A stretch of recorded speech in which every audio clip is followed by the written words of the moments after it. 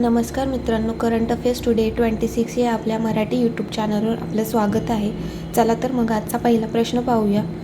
तर अलीकडेच 2026चे जागतिक सरकार शिखर संमेलन कुठे आयोजित केले गेले? तर याचं योग्य आन्सर आहे दुबई. तर वर्ल्ड गव्हर्नमेंट समिट ह्याची 13वी एडिशन होती. 3 ते 5 फेब्रुवारीपर्यंत चालली आणि याची थीम काय आहे तर शेपिंग फ्युचर गव्हर्नमेंट. आणि हे कुठे आयोजित झाले तर दुबई येथे आणि सर्वात पहिल्यांदा 2013मध्ये झालेलं आहे. या करण्यामागचं उद्दिष्ट काय आहे तर आर्थिक, सामाजिक आणि तांत्रिक आव्हानांना सामोरे जाण्यासाठी सरकारी धोरणे मजबूत करणे आणि आंतरराष्ट्रीय सहकार्याला चालना देणे. महत्त्वाची एक नोट पॉईंट करा, दरवर्षी हा समिट दुबई येथेच आयोजित केला जातो आणि पहिल्यांदा आपण बघितलं कधी झाला तर 2013मध्ये. तर असेच काही महत्त्वाचे समिट आपण बघूया. तर 28वी राष्ट्रीय ई गव्हर्नर परिषद ही विशाखापट्टणममध्ये झाली. अखिल भारतीय स्पीकर परिषद ही नवी दिल्ली येथे झाली. पहिली त्रिसेवा सेमिनार रणसंवाद 2025 हे मध्य प्रदेशातील महू येथे झाली आणि 2026मध्ये भारतीय टूर ऑपरेटर संघ याचे 41वे वार्षिक अधिवेशन विशाखापट्टणममध्ये होणार आहे आणि 2025चं पुरी ओडिसा येथे झालं. आणि 68वी राष्ट्रकुल संसदीय परिषद ही ब्रिजटाऊन बार्बाडोस येथे झाली आणि 5वे Asian India youth summit Goa येथे झाली. पहिल्यांदाच दिल्लीच्या बाहेर अनुसूचित जाती जमाती संसदीय समितीचे राष्ट्रीय अधिवेशन हे भुवनेश्वर येथे झाले. 20वे ग्लोबल सस्टेनेबिलिटी समिट ही नवी दिल्ली येथे झाली आणि सेमिकॉन इंडिया 2025 हे दिल्लीतील यशोभूमी येथे झाले आणि उद्घाटन कोणी केले तर पंतप्रधान नरेंद्र मोदी यांनी. तिसरे ईशान्य विमानन शिखर परिषद 2025 हे इटानगर अरुणाचल प्रदेश येथे झाले. आंतरराष्ट्रीय अंतराळ परिषद 2025 कर्नाटक येथे झाले. 5वे वर्ल्ड टी कॉन्फरन्स हे कोची केरळ येथे झाले आणि हे परिषद पहिल्यांदाच भारतात आयोजित करण्यात आलेले आहे. 5वे राजभाषा परिषद 2025 याचे उद्घाटन कोणी केले तर अमित शाह यांनी. कुठे तर महात्मा मंदिर गांधीनगर गुजरात येथे. तर हे काही महत्त्वाचे समिट आहेत, ते लक्षात ठेवा. पुढील प्रश्न पाहूया. तर अलीकडेच मणिपूरचे नवीन मुख्यमंत्री कोण झाले?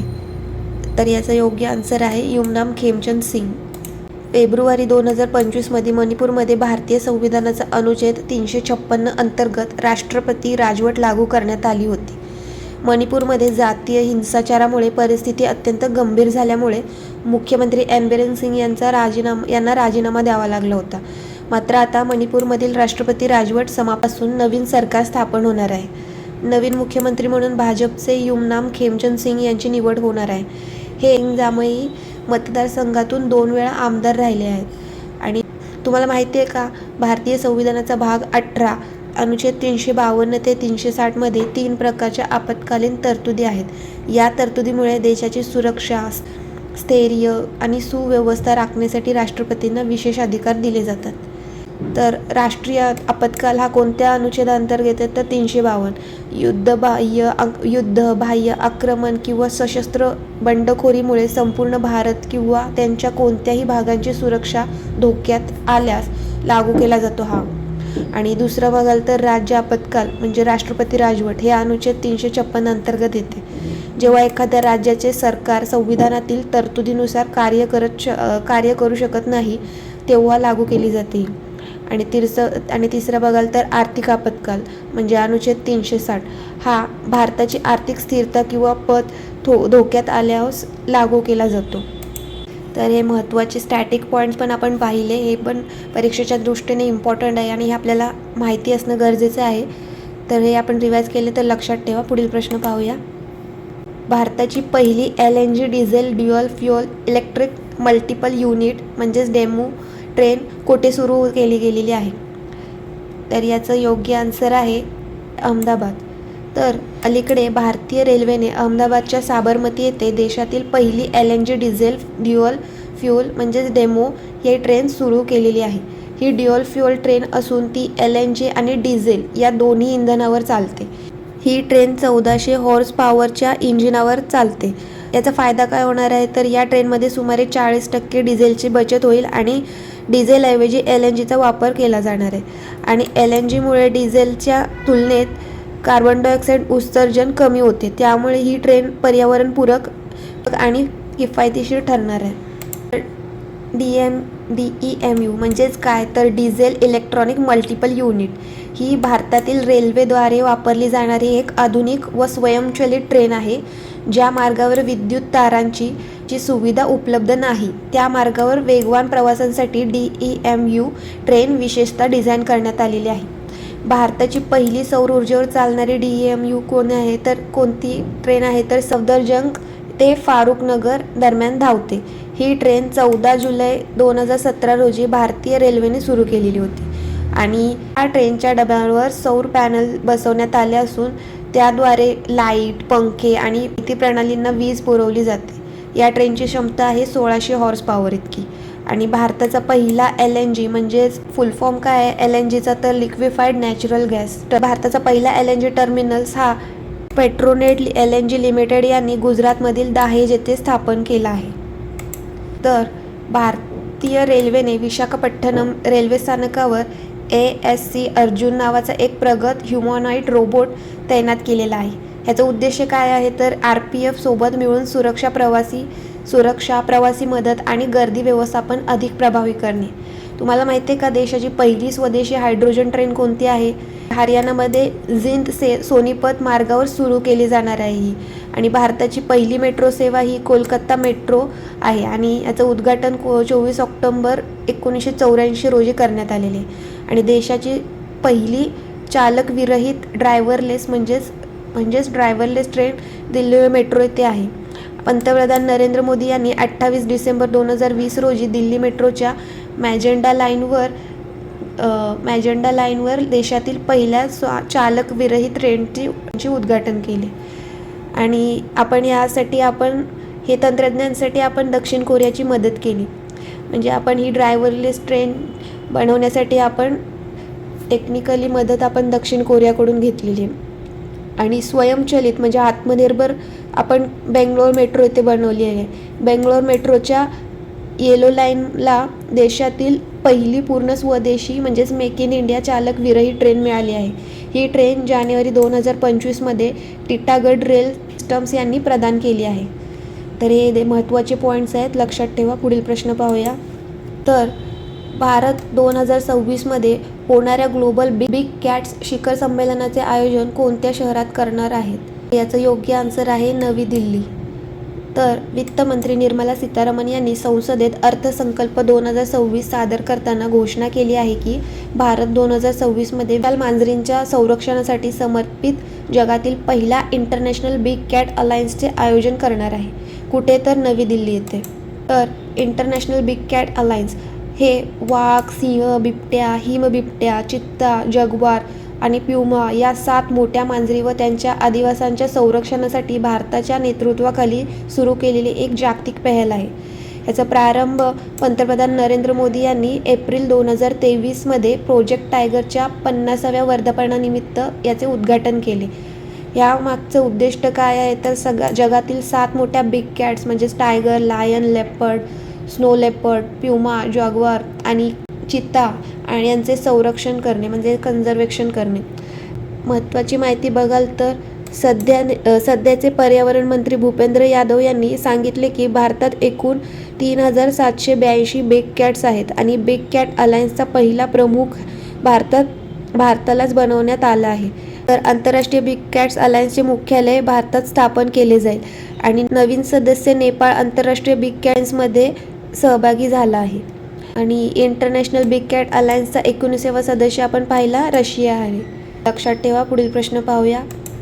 अलीकडेच जागतिक कॅन्सर दिवस म्हणजेच वर्ल्ड कॅन्सर डे कधी साजरा केला गेला? तर याचं योग्य आन्सर आहे 4 फेब्रुवारी. जेव्हा आपल्या शरीरातील पेशी असामान्य पद्धतीने आणि अतिशय वेगाने वाढू लागतात तेव्हा या स्थितीला कॅन्सर असे म्हणतात. तर याची थीम काय आहे तर युनायटेड बाय युनिक. तर आतापर्यंतचे झालेले महत्त्वाचे डेज बघूया. 1 फेब्रुवारी भारतीय तटरक्षक दल दिवस, 2 फेब्रुवारी जागतिक आर्द्रभूमी दिवस, 4 फेब्रुवारी जागतिक कर्करोग दिवस म्हणजेच आपण आत्ता कव्हर केला तो वर्ल्ड कॅन्सर डे. तर कॅन्सर संबंधित काही महत्त्वाचे प्रश्न पाहूया. जागतिक कर्करोग दिवस हा 4 फेब्रुवारी आपण आत्ताच पाहिला. जागतिक फुफ्फुस कर्करोग दिवस म्हणजेच वर्ल्ड लंग कॅन्सर डे हा 1 ऑगस्टला साजरा करतात. आंतरराष्ट्रीय बालक कर्करोग दिवस इंटरनॅशनल चाइल्डहुड कॅन्सर डे हा 15 फेब्रुवारी. राष्ट्रीय कर्करोग जागरूकता दिवस हा 7 नोव्हेंबरला साजरा करतात. तर भारताची पहिली स्वदेशी गर्भाशयमुख कर्कविरोधी लस कोणती आहे तर सर्व्हायकल कर्करोग हा ह्युमन पॅपिलोमा व्हायरस होतो. अर्थसंकल्पात सांगितल्याप्रमाणे 9 ते 14 वर्षाच्या मुलींना हा लस मोफत दिला जाणार आहे. आणि ऑक्टोबर महिना हा स्तन कर्करोग जागरूकता महिना म्हणून साजरा केला जातो. एम्स दिल्ली यांनी कर्करोगाचे लवकर निदान करण्यासाठी AI प्लॅटफॉर्म टेक्नॉलॉजी.ai सुरू केला आहे. कुठे तर centre of development advancing computing Pune येथे. स्टडी ऑफ कॅन्सर याला काय बोलतात तर ऑन्कोलॉजी. आणि हा महिलांमधील स्तन कर्करोग शोधण्यासाठी कार्यक्रम सवेरा सुरू केलेला आहे. कर्करोगासाठी जगातील पहिले mRNA लस रशिया येथे आहे. आणि IIT मद्रास भारताचा पहिला कर्करोग जिनोम ॲटलॉस सुरू केला. भारताने 2026 बिमस्टेक देशातील कर्करोग काळजी कार्यक्रमाचा दुसरा टप्पा विशाखापट्टणम येथे सुरू केला. तर हे कर्करोग संबंधित काही महत्त्वाचे प्रश्न होते ते आपण रिवाईज केले, ते लक्षात ठेवा. पुढील प्रश्न पाहूया. तर भारत सरकार आणि अमेरिका यांच्यातील अलीकडे ट्रेड डीलनुसार टॅरिफ किती निश्चित झाला? याचं योग्य आन्सर आहे 18%. सध्या अमेरिकेचे राष्ट्राध्यक्ष डोनाल्ड ट्रम्प यांनी भारतासोबत एक ट्रेड डीलवर सहमती दर्शवली आहे. या कराराअंतर्गत अमेरिकेने भारतातील टॅरिफ 25% वरून कमी करून 18% केलेला आहे. आणि ट्रम्प यांनी असेही सांगितले की भारत आता रशिया आणि इराणकडून तेल खरेदी कमी करेल आणि व्हेनेझुएलाकडून तेल आयात वाढवेल. तुम्हाला माहिती आहे का, एप्रिल 2025 अमेरिकेने भारतावर 25% टॅरिफ लावला होता. त्यानंतर ऑगस्टमध्ये रशियाकडून तेल खरेदी केल्यामुळे 25% पॅनल्टी देखील लावण्यात आली. त्यामुळे भारतावर एकूण 50% टॅरिफ लागू झाला होता. मात्र आता झालेल्या नवीन ट्रेड डीलमध्ये त्यांनी 25% पॅनल्टी हटवण्यात आली आहे आणि टॅरिफ 25% वरून कमी करून डायरेक्ट 18% करण्यात आलेला आहे. तर हे लक्षात ठेवा. पुढील प्रश्न पाहूया. तर रक्षा मंत्रालयाने यंत्र इंडिया लिमिटेडला कोणता दर्जा दिला? तर याचं योग्य आन्सर आहे मिनीरत्न कॅट 1.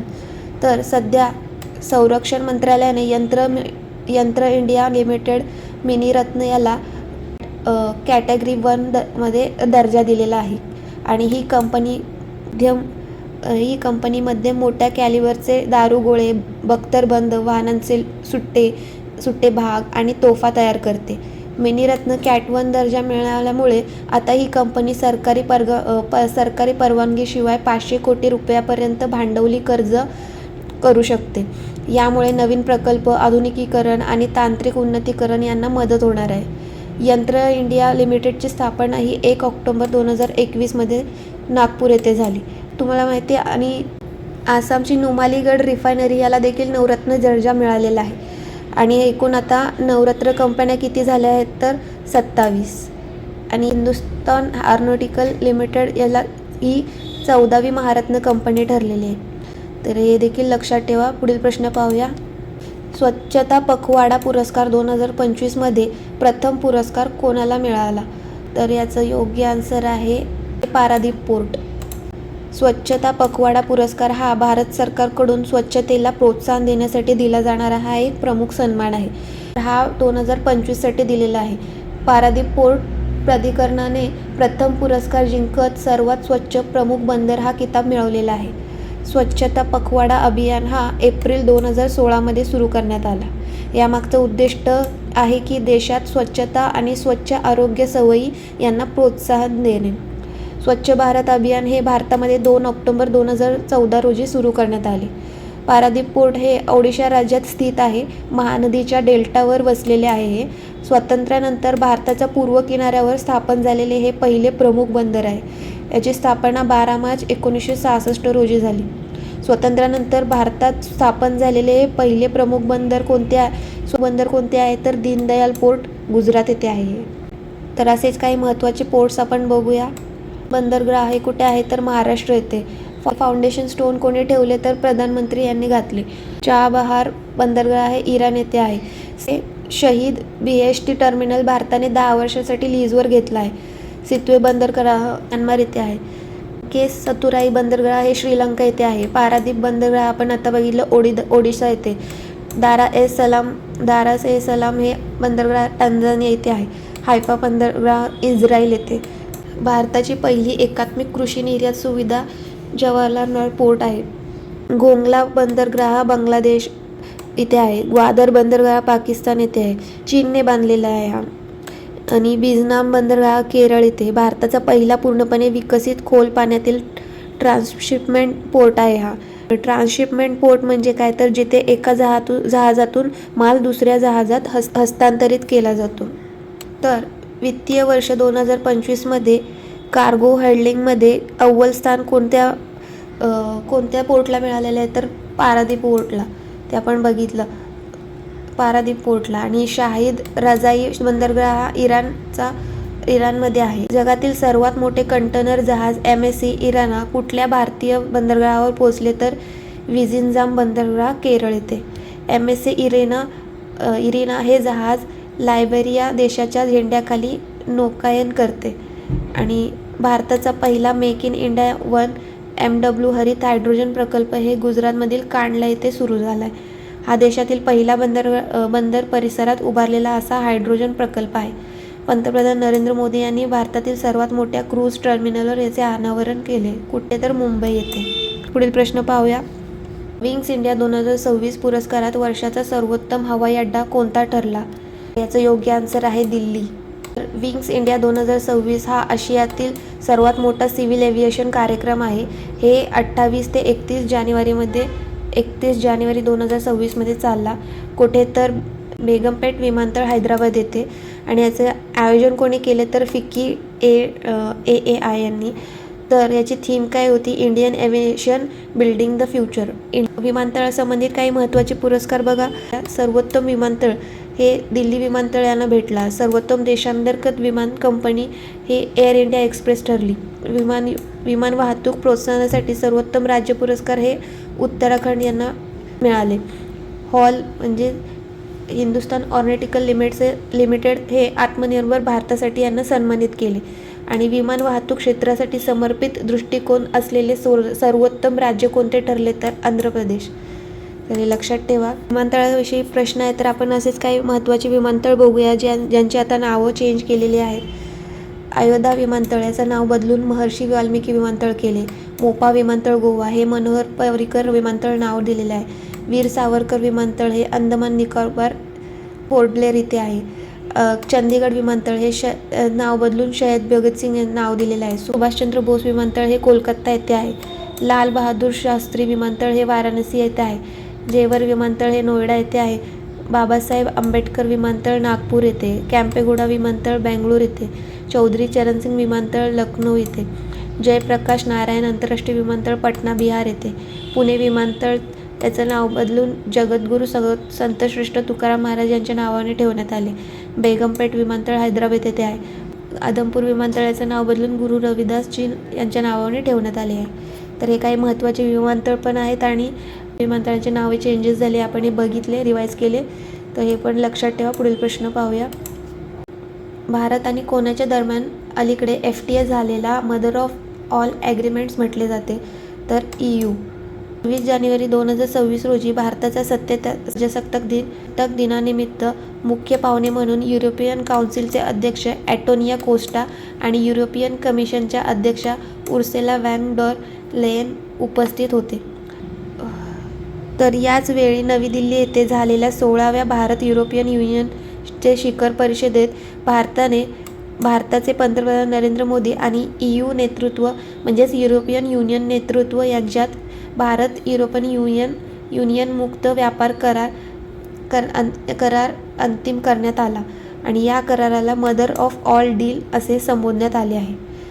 भारत आणि युरोपियन युनियन यांच्यात FTA साठी चर्चा प्रथम 2007 मध्ये सुरू झाली होती. तर FTA म्हणजे फ्री ट्रेड ॲग्रीमेंट. हे 2 किंवा अधिक देशांमध्ये केलेला करार असतात ज्यामध्ये माल किंवा सेवांवर शुल्क कमी किंवा शून्य केले जाते. याचं उद्दिष्ट म्हणजे व्यापार वाढवणे आणि आर्थिक सहकार्य मजबूत करणे. तर हे लक्षात ठेवा. युरोपियन युनियन याची स्थापना ही 7 फेब्रुवारी 1992 मध्ये झाली आणि या कराराला काय करार म्हणतात तर मॅस्ट्रिच करार. आणि याचं मुख्यालय कुठे आहे तर बेल्जियम येथे. युरोपियन युनियनमधून बाहेर पडून इच्छित असलेला लागू संधी कोणती आहे तर लिस्बन करार. युरोपियन युनियनमधील एकूण सदस्य किती आहेत तर 27. आणि अलीकडेच क्रोएशिया ॲड झालेला आहे. शेंगेन क्षेत्राबाबत बुल्गेरिया आणि रोमानिया हे 1 जानेवारी 2025 पासून शेंगेन क्षेत्रात सामील होणारे नवीनतम देश ठरलेले आहेत. युरो चलन स्वीकारणारे 21वा देश बुल्गेरिया ठरला आणि 20वा देश आहे क्रोएशिया. तर हे देखील महत्त्वाचे पॉईंट्स आहेत, तर लक्षात ठेवा. बाकी आजचा हा सेशन इथेच संपतो. कमेंट करून नक्की सांगा व्हिडिओ कसा वाटला आणि चॅनलवर नवीन असेल तर प्लीज सपोर्ट करा. थँक्यू.